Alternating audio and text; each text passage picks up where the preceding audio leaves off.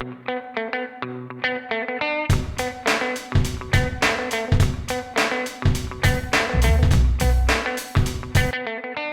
is non-trivial stuff, trying to override the mechanism of control, which is the ruling mechanism of all organizational life, really, as we've known it for the last 150 years, is a big deal. So how is autonomy and cultivating autonomy different from empowerment, engagement, flexibility, or any of these other sort of programs or conversations? Well, I think that empowerment and flexibility are, again, not to put too fine a point on it, shams. I think they're based on mistaken premises. Let's take empowerment. it goes to what we were talking about earlier, Polly. The empowerment presumes that so you're the individual, I'm the organization, and empowerment says I, the organization, the manager, because I'm so enlightened, I have this whole big bowl of power, and because I'm enlightened, I'm going to put a few ladles of power into your waiting bowl. Well, that's not quite right, because, again, remember, individuals need organizations less than organizations need talented individuals. And so it's a totally mistaken view of who has the power. That is, I should be thanking you for empowering me for showing up to work today.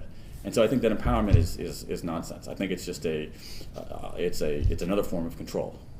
It really is. It's meaningless. It's somewhere on the spectrum between meaningless and insidious.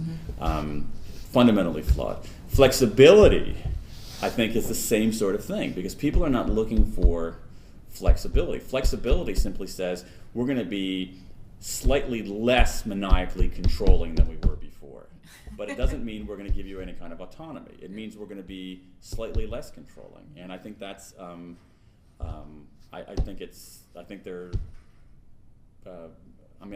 think that they're both shams. Yeah. I really do. And I think you're right about the courageous human being. Obviously, you need a CEO who matches that courage, or a leader who matches that courage in this situation, because it is that notion of once you feel it, you feel that sense of freedom, you feel that sense of power and autonomy, you don't want to go back, and you don't want your people to go back. So you have to sort of experience it in your skin. But the other thing about autonomy is that, I think that,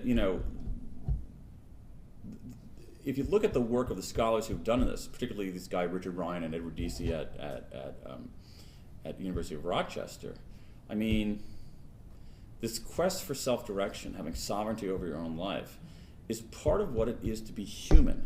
Okay, it isn't. We can think about this either in commercial way, or even a political way. There's a view that we're going to do it because it's commercially effective, and I think that it is, but it's also because that's how human beings are. You think about it politically, there's a view out there that, somehow, some people don't really want full sovereignty over their lives, which is nonsense. And so you have these people doing these incredible things routinely through history. Richard Ryan says, you don't think people are autonomous. Well, some guy stands in front of a tank at Tiananmen Square, or you see it in Egypt.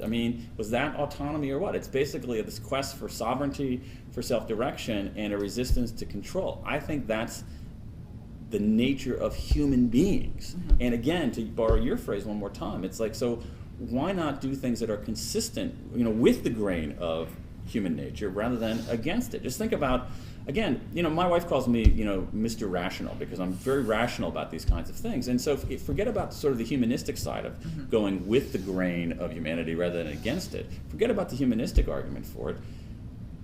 It's easier. It's more logical. It's more efficient. It really is. Yeah. So, in some ways, businesses, which we think of as sort of hyper-rational, only care about the data, it's just nonsense. They're operating from, old wives' tales. No, and also, work is emotional labor. I think that's how Seth Godin phrases it now, and I think the more that we wake up to that, the better off we'll be. Think about work, okay? Okay, you're a human being. We're all human beings. Okay, let's stipulate that we're all human beings. And you ask people. I'll ask you if you don't mind me asking. So, how many hours did you sleep last night? Not my usual 8. I think I slept 6.5. 6.5. And how many hours did you work yesterday? more than twice that. Okay, so we'll call it 12, or Yeah. call it 11. Let's just be on, Yeah. call it 11. Okay, so that's not that's not typical, because I mean I like to sleep 8 hours too, but I usually work more than 8 hours each day. Okay, so what this means basically is that here we are, human beings, and if you sleep 8 hours, that leaves you 16 hours left. All right, and if you're working more than 8 hours, what it means is that you're spending more than half of your waking hours at work. More than half of your waking hours as a human being doing so. So why shouldn't that be human? Why is like the majority of your time somehow, we're not going to treat you like a human during the thing that you spend most of your waking hours doing? I mean, it's insane. Yeah. Well, I mean, that's one of the most pernicious boundaries we've erected in modern life, which is, or in life in general, which is between work and play, or work and life, as if work weren't part of your life. I mean, all the conversations we had in the 90s about work-life balance always felt kind of ludicrous, and I think we're waking up to that. I think that's right. I think that's very right, and that's why you have this kind of blending going on. This sort of, and it's not all positive. This kind of murky borders between where your life is and where your work is, but it comes from the very first issue of Fast Company. It says work is personal, and I think that is actually proved to be profoundly true, both as a description of what people think of their work, but also as an aspiration.